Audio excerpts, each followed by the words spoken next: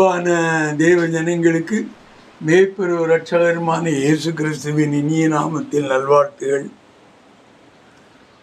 மரணமே வந்தாலும் அவரை நான் மறுதலிக்க மாட்டேன். இது உண்மையாக ஒரு கிறிஸ்தவன் சொல்லக்கூடிய சொல். நான் ஒரு கிறிஸ்தவன் என்று சொல்லக்கூடிய நாம் இந்த செய்தியின் தலைப்பை மரணமே வந்தாலும் அவரை நான் மறுதலிக்க மாட்டேன் என்று சொல்ல முடியுமா?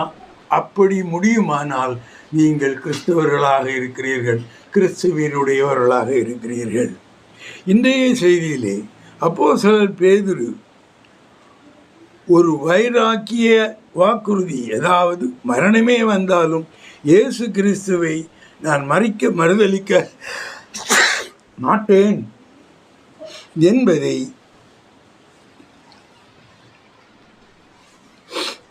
பற்றி நாம் தியானிக்க போகிறோம். இந்த செய்தியை சொல்வதற்கு முன்னால் எனக்கு ஒரு நிகழ்வு ஞாபகம் வருகிறது.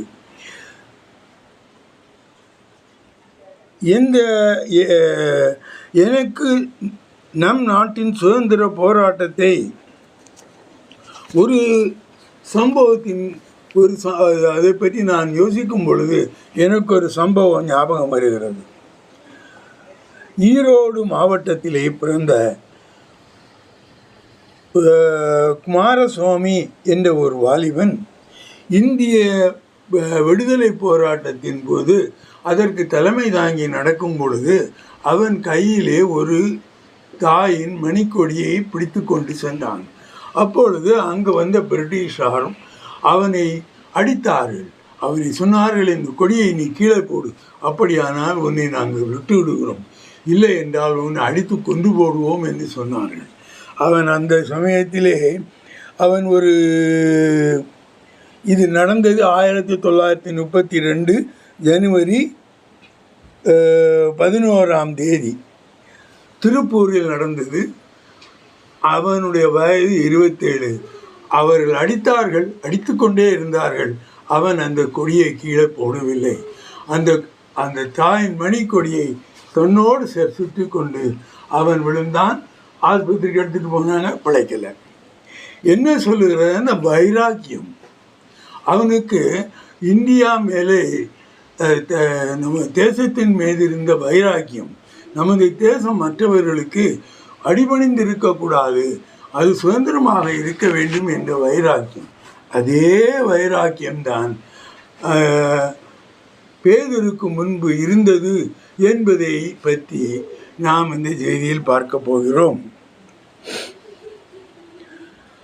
பஸ்கா பண்டிகைக்கு 2 நாளைகளுக்கு முன்பு இயேசு கிறிஸ்து எருசலேமிற்கு தமக்கு நடக்க போகிற காரியத்தை பற்றி தம் சீடர்களுக்கு விரிவாக சொன்னார். இயேசுவிடம் தான் மிகுந்த கொண்டிருந்த அன்பின் நிமித்தமும் வைராக்கியத்தின் நிமித்தமும் அவன் இயேசுவுக்கு நடக்கக்கூடிய காரியங்களை நடக்கக்கூடாது, இவர் தேவனுடைய குமாரன், நீர் சிலுவையிலே மரிக்கக்கூடாது, அப்படி எல்லோருமே உம்மை விட்டு போனாலும், எல்லோருமே உம்மை காப்பாற்றுவதற்காக மரணமே வந்தாலும் நான் முன் நின்று அந்த மரணத்தை ஏற்றுக்கொள்வேன் என்பதாக இந்த வசனங்கள் சொல்லுகிறது. மத்தேயு 26:30-35 வரை வாசிப்பீர்களேயானால், அவர்கள் ஸ்தோத்திர பாட்டை பாடின பின்பு ஒலிவ மலைக்கு புறப்பட்டு போனார்கள். அப்பொழுது இயேசு அவர்களை நோக்கி, மேய்ப்பனை வெட்டுவேன், மந்தையின் ஆடுகள் சிதறடிக்கப்படும் என்று எழுதியிருக்கிறபடி இந்த ராத்திரியிலே நீங்கள் எல்லாரும் என் நிமித்தம் இடறல் அடைவீர்கள். ஆகிலும் நான் உயிர்த்தெழுந்த பின்பு உங்களுக்கு முன்னே கலிலேயாவுக்கு போவேன் என்றார். பேதுரு அவருக்கு பிரதியுத்தரமாக, உமது நிமித்தம் எல்லாரும் இடறல் அடைந்தாலும் நான் ஒரு காலம் இடறல் அடையேன் என்றான். இயேசு அவனை நோக்கி, இந்த ராத்திரியிலே சேவல் கூவுகிறதற்கு முன்னே நீ என்னை 3 தரம் மறுதலிப்பாய் என்று மெய்யாகவே உனக்கு சொல்லுகிறேன் என்றார். அதற்கு பேதுரு, நான் உம்மோடு மரிக்க வேண்டியதா இருந்தாலும் உம்மை மறுதலிக்க மாட்டேன் என்றான். சீஷர்கள் எல்லாரும் அப்படியே சொன்னார்கள். இயேசு சொல்லுகிறார், அவன் என்றைக்குமே அவனுக்கு வஞ்சக புத்தி எல்லாம் கிடையாது. பேதுருக்கு ஓப்பன் மைண்டு, வரக்கூடியதை அப்படியே சொல்லிடுவான். அவன் சொன்ன, ஆண்டவரே, உம்மை யார் சிலுவையில் அறைய முடியும்? உம்மை யார் கொல்ல முடியும்? நீர் தேவனுடைய குமாரன் அல்லவா? ஆனால் சொல்வது யார் என்பதை அவன் மறந்து விட்டான். அதே தேவனுடைய குமாரன் தான் சொல்லுகிறார், நான் மரிக்கப் போகிறேன், என்னை சிலுவையில் அறையப் போகிறார்கள் என்று. அதை அவன் ஏற்றுக்கொள்வதற்கு தயாராக இல்லை. ஒன்றே ஒன்று மட்டும் தெரியும் அவனுக்கு, இயேசு கிறிஸ்து என் தலைவர், அவர் மரிக்கக்கூடாது. அவர் மரிப்பதற்காக நான் உயிரையே கொடுக்க வேண்டுமானால் நான் தயாராக இருப்பேன். ஆனால் இயேசு என்ன சொன்னார்? எல்லாம் சரிதான்ப்பா, நீ யாருன்னு எனக்கு நல்லா தெரியும். ஆனால் இந்து சேவல் கூவுறதுக்கு இரவு கூவுவதற்கு முன்னால் 3 தரம் நீ என்னை மறுதலிப்பாய் என்று சொன்னார். அது அவனுக்கு பிடிக்கல. என்னடா இப்படி சொல்லிவிட்டாரே அப்படின்னு. ஆனால் நடந்தது என்ன? இயேசு கிறிஸ்து சொன்னதுதான் நடந்தது. மத்தேயு 26 69 75 வரை வாசிப்பீர்களே. ஆனால் அத்தருணத்தில் பேதுரு வெளியே வந்து அரமனை முற்றத்தில் உட்கார்ந்திருந்தான். அப்பொழுது வேலைக்காரி ஒருத்தி அவனிடத்தில் வந்து, நீயும் கலிலேயனாகிய இயேசுவோடே கூட இருந்தாய் என்றாள். அதற்கு அவன், நீ சொல்லுகிறது எனக்கு தெரியாது என்று எல்லாருக்கும் முன்பாக மறுதலித்தான். அவன் வாசல் மண்டபத்திற்கு போன பொழுது வேறொருத்தி அவனை கண்டு, இவனும் நசரேயனாகிய இயேசுவோடே கூட இருந்தான் என்று அங்கே இருந்தவர்களுக்கு சொன்னாள். அவனோ அந்த மனுஷனை நான் அறியேன் என்று ஆணையிட்டு மறுபடியும் மறுதலித்தான். சற்று நேரத்துக்கு பின்பு அங்கே நின்றவர்கள் பேதுருவினிடத்தில் வந்து, மெய்யாகவே நீயும் அவர்களில் ஒருவன், உன் பேச்சு உன்னை வெளிப்படுத்துகிறது என்றார்கள். அப்பொழுது அவன் அந்த மனுஷனை அறியேன் என்று சொல்லி சபிக்கவும் சத்தியம் பண்ணவும் தொடங்கினான். உடனே சேவல் கூவிற்று. அப்பொழுது பேதுரு சேவல் கூவுகிறதற்கு முன்னே, நீ என்னை 3 தரம் மறுதலிப்பாய் என்று இயேசு தன்னிடத்தில் சொன்ன வசனத்தை நினைத்து கொண்டு வெளியே போய் மனம் கசந்து அழுதான். அங்கு 3 காரியங்கள் நடந்தது. பேதுரு சொன்ன காரியம் ஒன்றும் நடக்கல. ஆண்டவராகிய இயேசு சொன்ன காரியங்கள் நடந்தது. இவன் என்ன பண்ணா? முதல்ல என்ன சொல்லப்பட்டிருக்கும்? முதல்ல அவரை எனக்கு தெரியாதுன்னு மறுதலிச்சிடுவான். அங்கே ஒரு பொம்பளை ஒரு சேவைக்கு வந்து கேட்கும்போது, எனக்கு அவருக்கு எந்த சம்மந்தமும் இல்லை, நான் கலிலேயக்காரன் தான், ஆனால் அவருக்கு எனக்கு சம்மந்தம் இல்லைன்னு சொல்லிடுவான். ரெண்டாவதும் வந்து யாராவது இன்னொரு சேவைக்கு வந்து கேட்கும்போது அவன் ஆணையிட்டு மறுதலிப்பான். சத்தியமாக எனக்கு தெரியாது, அவரை அது யாருன்னே எனக்கு தெரியாது, அவன் மறந்து போனான். என்ன வைராக்கியம் தோடு நான் பேசினோம் என்பது அவனுக்கு மறந்து விட்டது. மூன்றாவதாக அவன் என்ன பண்ணான்? அங்கே உட்கார்ந்துருந்து குளிர் காஞ்சிக்கிட்டு இருக்கும்போது இன்னும் கொஞ்சம் பேர் வந்து அங்கே இயேசுவை பிடிக்க போனவங்க வந்து கேட்டார்கள், ஏய், நீ அவரோட சேர்ந்தவன் தானே? அப்பொழுது அவன் அவரை சபிக்கவும் அவரை சத்தியம் பண்ணவும், அந்த மனுஷனை எனக்கு நான் அறியேன் என்று சபிக்கவும் செய்தான் என்று அங்கே போடப்பட்டிருக்கும். இது இப்படி சொல்லிட்டோமே அப்படின்னு வருத்தப்பட்டு அவன் வெளியே வந்து மனம் கசந்து அழுதான். ஐயோ, நான் ஆண்டவருக்காக உயிரை கொடுப்பேன் என்று சொன்னேனே, ஆனால் இந்த ஒரு சின்ன காரியத்தை கூட என்னால் செய்ய முடியவில்லை, நான் அவரை 3 தரம் மறுதலித்து விட்டேனே என்று அவன் மனம் கசந்து அழுதான். அவன் மனம் திரும்பினான். அதுதான் அவனுக்கு ப்ளஸ் பாயிண்ட். இனி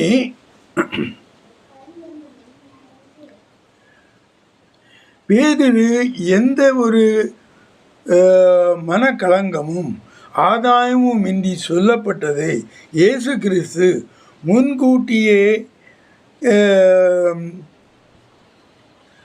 சீடர்களுக்கு தெரிவித்தார்.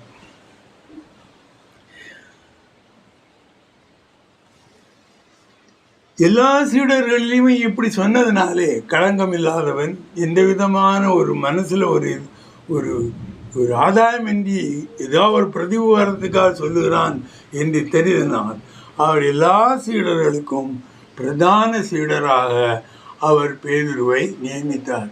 பேதுரு ரொம்ப ஒன்றும் படித்தவன் கிடையாது. அவன் மீன் பிடிக்கிற தொழிலை கொண்டவன். எவ்வளவோ அதற்கு தேவையான படிப்போ அது மட்டும்தான் தெரியும். ஆனால் அவன் தான் பிரதான ஒரு தூதராக அவனை செலக்ட் செய்தார். இனி கெனசரேத் கடற்கரையில் நின்றபோது அவரது வசனத்தை கேட்க ஜனங்கள் நெருங்கி வந்தபொழுது சீமோன் பேதுருவின் படகில் ஏறி பிரசங்கித்தார்.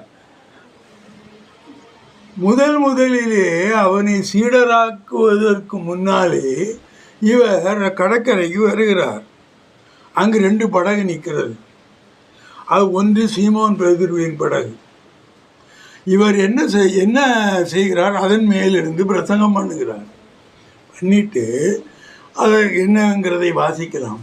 கடைசியில் ஒரு வார்த்தை சொல்லுவார், பேதுருவே, நீ எந்த விதமான ஆதாயமும் இல்லாமல் கபடமற்ற ஒரு உள்ளத்தோடு பேசினதினால் இனி உன்னை நான் மனிதர்களை பிடிப்பவனாக நான் உன்னை ஏற்படுத்துவேன். மீன் பிடிச்செல்லாம் போகிறோம், இனி நீ மனிதர்களை பிடிப்பார், அதாவது நீ எனக்கு சீடனாக இருப்பாய் என்று சொல்லுவார். இதான் முதல்ல அவர் பேதுருவை சந்தித்தது.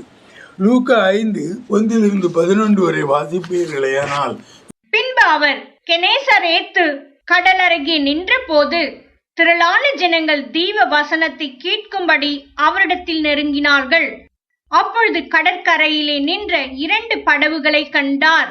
மீன் பிடிக்கிறவர்கள் அவைகளை விட்டிறங்கி வலைகளை அலசிக் கொண்டிருந்தார்கள். அப்பொழுது அந்த படகுகளில் ஒன்றில் ஏறினார். அது சீமோனுடையதாயிருந்தது. அதை கரையிலிருந்து சற்றே தள்ளும்படி அவனை கேட்டுக்கொண்டு அந்த படவில் உட்கார்ந்து ஜனங்களுக்கு போதகம் பண்ணினார். அவர் போதகம் பண்ணி முடித்த பின்பு சீமோனை நோக்கி, ஆழத்திலே தள்ளி கொண்டு போய் மீன் பிடிக்கும்படி உங்கள் வலைகளை போடுங்கள் என்றார். அதற்கு சீமோன், ஐயரே, ரா முழுவதும் நாங்கள் பிரயாசப்பட்டும் ஒன்றும் அகப்படவில்லை. ஆகிலும் உம்முடைய வார்த்தையின் படியே வலையை போடுகிறேன் என்றான். அந்த படியே அவர்கள் செய்து தங்கள் வலை கிழிந்து போகத்தக்கதாக மிகுதியான மீன்களை பிடித்தார்கள். அப்பொழுது மற்ற படவிலிருந்த கூட்டாளிகள் வந்து தங்களுக்கு உதவி செய்யும்படிக்கு சைகை காட்டினார்கள். அவர்கள் வந்து 2 படவுகளும் அமிழத்தக்கதாக நிரப்பினார்கள். சீமோன் பேதுரு அதைக் கண்டு இயேசுவின் பாதத்தில் விழுந்து, ஆண்டவரே, நான் பாவியான மனுஷன், நீர் என்னை விட்டு போக வேண்டும் என்றான். அவர்கள் திரளான மீன்களை பிடித்ததின் நிமித்தம் அவனுக்கும் அவனோடு கூட இருந்த யாவருக்கும் பிரமிப்புண்டானபடியினால் அப்படி சொன்னான். சீமோனுக்கு கூட்டாளிகளான செபெதேயுவின் குமாரராகிய யாக்கோப்பும் யோவானும் அந்தபடியே பிரமித்தார்கள். அப்பொழுது இயேசு சீமோனை நோக்கி, பயப்படாதே, இது முதல் நீ மனுஷரை பிடிக்கிறவனாயிருப்பாய் என்றார். அவர்கள் படவுகளை கரையிலே கொண்டு போய் நிறுத்தி எல்லாவற்றையும் விட்டு அவருக்கு பின் சென்றார்கள். இயேசு கிறிஸ்து யார் என்பது பிதாவினால் பேதுருக்கு வெளிப்படுத்தப்பட்டது. எத்தனையோ 12 சீடர் இருந்தாங்க. ஆனால் இயேசு கிறிஸ்து யார் என்பது பேதுருக்கு பிதாவினால் வெளிப்படுத்தப்பட்டது. இயேசு கிறிஸ்து இது நிமித்தம் தன்னுடைய சீடர்களில் பிரதான சீடராக மாற்றப்பட்டார். முன்னாலே கள்ளம் கபடமற்றவன் அந்த மாதிரி ஒரு இருதயம் அவனுக்கு இருக்கும் பொழுது ஒவ்வொருவரும் நாம் இதை நிலைமையில் கொள்ள வேண்டும். நீங்கள் இயேசு கிறிஸ்துவை எந்த விதமான களங்கமும் இன்றி, எந்த விதமான ஒரு ஆதாயமும் இன்றி நீங்கள் அவரை பின்பற்றுவீர்களே, ஆனால் எப்படி பிதா பேதுருக்கு அவரை தேவனுடைய குமாரன் என்று வெளிப்படுத்தி அந்த ஆசீர்வாதத்தை பெற்று அவன் பிரதான ஆசாரியராக வந்தானோ, அதே மாதிரி நீங்களும் ஆசீர்வாதத்தை பெறுவீர்கள். வாசியங்கள் மத்தேயு 16:13-20 வரை. பின்பு இயேசு பிலிப்பு செசரியாவின் திசைகளில் வந்தபோது தம்முடைய சீஷரை நோக்கி, மனுஷகுமாரனாகிய என்னை ஜனங்கள் யார் என்று சொல்லுகிறார்கள் என்று கேட்டார். அதற்கு அவர்கள், சிலர் உம்மை யோவான் ஸ்நானன் என்றும், சிலர் எலியா என்றும், வேறு சிலர் எரேமியா அல்லது தீர்க்கதரிசிகளில் ஒருவர் என்றும் சொல்லுகிறார்கள் என்றார்கள். அப்பொழுது அவர், நீங்கள் என்னை யார் என்று சொல்லுகிறீர்கள் என்று கேட்டார். சீமோன் பேதுரு பிரதியுத்தரமாக, நீர் ஜீவனுள்ள தேவனுடைய குமாரனாகிய கிறிஸ்து என்றான். இயேசு அவனை நோக்கி, யோனாவின் குமாரனாகிய சீமோனே, நீ பாக்கியவான். மாம்சமும் இரத்தமும் இதை உனக்கு வெளிப்படுத்தவில்லை, பரலோகத்தில் இருக்கிற என் பிதா இதை உனக்கு வெளிப்படுத்தினார். மேலும் நான் உனக்கு சொல்லுகிறேன், நீ பேதுருவாய் இருக்கிறாய். இந்த கல்லின் மேல் என் சபையை கட்டுவேன், பாதாளத்தின் வாசல்கள் அதை மேற்கொள்வதில்லை. பரலோக ராஜ்யத்தின் திறவுகோல்களை நான் உனக்கு தருவேன். பூலோகத்திலே நீ கட்டுகிறது எதுவோ அது பரலோகத்திலும் கட்டப்பட்டிருக்கும், பூலோகத்திலே நீ கட்டவிழ்ப்பது எதுவோ அது பரலோகத்திலும் கட்டவிழ்க்கப்பட்டிருக்கும் என்றார். அப்பொழுது தாம் கிறிஸ்துவாகிய இயேசு என்று ஒருவருக்கும் சொல்லாதபடிக்கு தம்முடைய சீஷர்களுக்கு கட்டளையிட்டார். இனி இயேசு கிறிஸ்து கடலில் கடலின் மேல் நடந்து வந்தது இது எல்லாருக்குமே தெரியும். இயேசு கடல் நீர் மேல் நடந்து வந்ததை பற்றி நாம் எல்லோருக்குமே தெரியும். அது 5 அப்பங்களை 5000 பேருக்கு கொண்டு கொடுத்து விட்டு எல்லோரையும் அனுப்பிவிட்டு இவங்களையும் அனுப்பிவிட்டார், போங்கப்பா அந்த பக்கம் போங்க. ஆனால் இவர் கொஞ்சம் லேட்டாக வந்தார். பிதாவோடு இருந்து பேசிவிட்டு லேட்டாக வரும் பொழுது இவங்க பயந்துட்டாங்க. கடலில் நடந்து வர்றது என்ன மனுஷன் செய்யக்கூடிய காரியமா, இது ஏதோ பிசாசோ ஏதோ பேயோ பண்ணக்கூடிய காரியம்னு ஆவேசம் என்று கத்த ஆரம்பித்தார்கள். இங்க நடந்தது என்ன என்பது பாருங்கள். மத்தேயு 14:23-33 வரை. அவர் ஜனங்களை அனுப்பிவிட்ட பின்பு தனித்து ஜெபம் பண்ண ஒரு மலையின் மேல் ஏறி சாயங்காலமான போது அங்கே தனிமையாயிருந்தார். அதற்குள்ளாக படவு நடுக்கடலிலே சேர்ந்து எதிர்காற்றாய் இருந்தபடியால் அலைகளினால் அலைவுபட்டது. இரவின் 4ஆம் ஜாமத்திலே இயேசு கடலின் மேல் நடந்து அவர்களிடத்திற்கு வந்தார். அவர் கடலின் மேல் நடக்கிறதை சீஷர்கள் கண்டு கலக்கமடைந்து ஆவேசம் என்று சொல்லி பயத்தினால் அலறினார்கள். உடனே இயேசு அவர்களோட பேசி, திடன் கொள்ளுங்கள், நான் தான், பயப்படாதிருங்கள் என்றார்.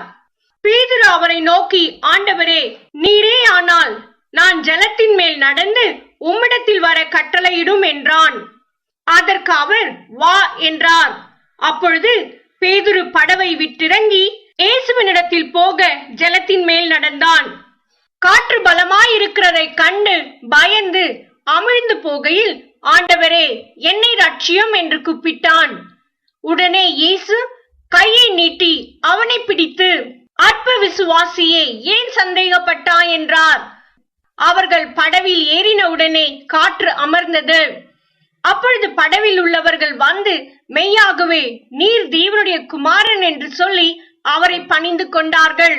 16ஆம் அதிகாரத்திலே என்ன சொல்லப்பட்டிருக்கும், இயேசு கிறிஸ்து தேவனுடைய குமாரன் என்று இவர் கேட்பார் எல்லார்ட்டும்.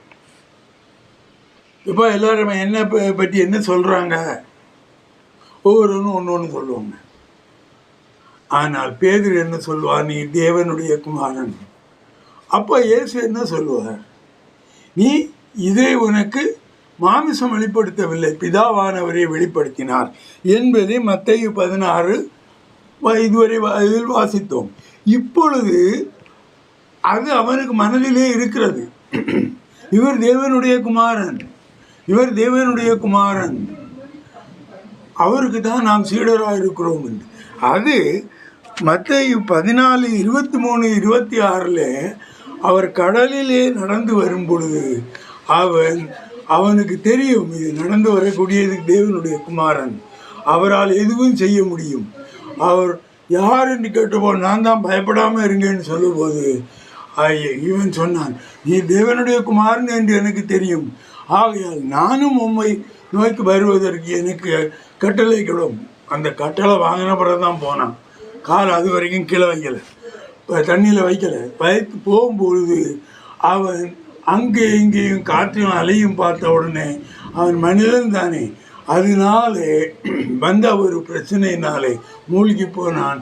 அதை இயேசு எடுத்து விட்டார், அவனை தூக்கி விட்டார் என்பதை மத்தேயு 14:23-33 வரை நாம் வாசிக்கிறோம். இது எல்லாம் அந்த பேதுருவை பற்றி சொல்லுகிறேன். பேதுருனுடைய வைராக்கியத்தை பற்றி நாம் ஒவ்வொருவரும் கொண்டிருக்க வேண்டியது. பேதுரு என்ன மாதிரி நிலைமையில் இருந்து அந்த வைராக்கியத்தை கொண்டிருந்தான். அவன் ஒன்றும் பெருசாக படித்தவனோ இதை கொண்டவனோ ஒன்றும் கிடையாது. அவன் தேவனால் எடுத்து உபயோகப்படுத்தப்பட்டவன்.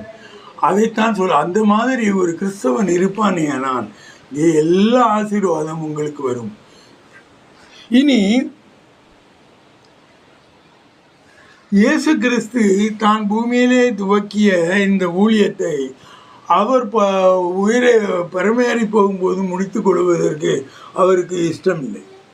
அது தொடர்ந்து நடக்க வேண்டும் என்று அவர் ஆசைப்பட்டார். ஆகவே அவர் சீடர்களை கூப்பிட்டு சொன்னார், என்னை எவன் விசுவாசிக்கிறானோ அவன் நான் செய்கிற இந்த ஊழியமும் இந்த காரியத்தையும் இந்த கிரியைகளையும் செய்வது மட்டுமின்றி இதைவிடையும் பெரிய காரியங்களை அவன் செய்வான் என்று சொன்னார். இது ஒரு உண்மையான தலைவர், ஒரு உண்மையான குரு செய்யக்கூடிய காரியம். ஒரு குரு அவனுடைய சீஷர்கள் எல்லோரும் தனக்கு தெரிந்ததை அவர்களுக்கு சொல்லிக் கொடுப்பது அது ஒரு மரபு. ஆனால் இங்கு இயேசு அதை செய்தார். யோவான் 14:11-15 வரை வாசிப்பீர்களே ஆனால், நான் பிதாவிலும் பிதா என்னிலும் இருக்கிறதை நம்புங்கள். அப்படி இல்லாவிட்டால் என் கிரியைகளின் நிமித்தமாவது என்னை நம்புங்கள். மெய்யாகவே மெய்யாகவே நான் உங்களுக்கு சொல்லுகிறேன், நான் என் பிதாவினிடத்திற்கு போகிறபடியினால் என்னை விசுவாசிக்கிறவன் நான் செய்கிற கிரியைகளை தானும் செய்வான், இவைகளை பார்க்கிலும் பெரிய கிரியைகளையும் செய்வான். நீங்கள் என் நாமத்தினாலே எதை கேட்பீர்களோ குமாரனில் பிதா மகிமைப்படும்படியாக அதை செய்வேன். என் நாமத்தினாலே நீங்கள் எதை கேட்டாலும் அதை நான் செய்வேன். நீங்கள் என்னிடத்தில் அன்பாயிருந்தால் என் கற்பனைகளை கைக்கொள்ளுங்கள். என்ன சொல்லப்பட்டது? நான் செய்கிற கிரியைகளையும் அதை செய்வார், அதோட பெரிய காரியங்களையும் நீங்கள் செய்வீர்கள். அது நடந்ததா? நடந்தது. இதுக்கு முன்னாலேயும் நான் சொல்லி இருக்கிறேன். அப்போஸ்தலர் 9:36-40 வரை வாசிப்பீர்களே ஆனால் உங்களுக்கே தெரியும். யோப்பா பட்டணத்தில் கிரேக்கு பாஷையிலே தொற்கால் என்று அர்த்தம் கொள்ளும் தபித்தாள் என்னும் பேருடைய ஒரு சிஷி இருந்தாள். அவள் நற்கிரியைகளையும் தர்மங்களையும் மிகுதியாய் செய்து கொண்டு வந்தாள். அந்நாட்களில் அவள் வியாதிப்பட்டு மரணமடைந்தாள். அவளை குளிப்பாட்டி மேல் வீட்டிலே கிடத்தி வைத்தார்கள். யோப்பா பட்டணம் லித்தா ஊருக்கு சமீபமான படியினாலே பேதுரு அவ்விடத்தில் இருக்கிறான் என்று சீஷர்கள் கேள்விப்பட்டு தாமதமில்லாமல் தங்களிடத்தில் வர வேண்டும் என்று சொல்லும்படி 2 மனுஷரை அவனிடத்திற்கு அனுப்பினார்கள். பேதுரு எழுந்து அவர்களுடனே கூட போனான். அவன் போய் சேர்ந்த பொழுது அவர்கள் அவனை மேல் வீட்டுக்கு அழைத்துக் கொண்டு போனார்கள். அப்பொழுது விதவைகள் எல்லாரும் அழுது தொற்கால் தங்களுடனே கூட இருக்கையில் செய்திருந்த அங்கிகளையும் வஸ்திரங்களையும் காண்பித்து அவனை சூழ்ந்து நின்றார்கள். பேதுரு எல்லாரையும் வெளியே போக செய்து முழங்காற்படியிட்டு ஜெபம் பண்ணி பிரேதத்தின் புறம்பாய் திரும்பி தபித்தாளே எழுந்திரு என்றான். அப்பொழுது அவள் தன் கண்களை திறந்து பேதுருவை பார்த்து உட்கார்ந்தாள். இயேசு கிறிஸ்து எப்படி மரித்தோரிலிருந்து மரித்தவர்களை உயிரோடு எழுப்பினாரோ அதே மாதிரியாக மரித்த ஒரு சீஷியை இயேசு கிறிஸ்துவின் உதவியால் அவருக்கு அவருடைய கட்டளையை பெற்று இவனும் அவளை உயிரோடு எழுப்பினான். ஆகையால் இதில் எல்லாத்திலேயும் அந்த பேதுரு